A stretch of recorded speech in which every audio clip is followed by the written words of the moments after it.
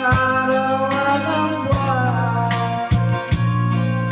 na di nasisikat kailanman.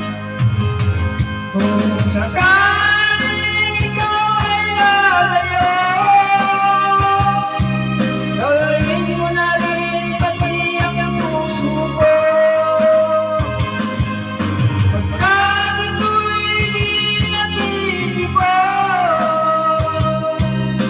na buhay na puno na ng iyo, tanging mo na lang pakiusap. Saan ka man ngayon umiilan,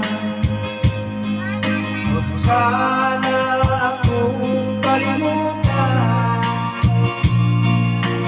Aking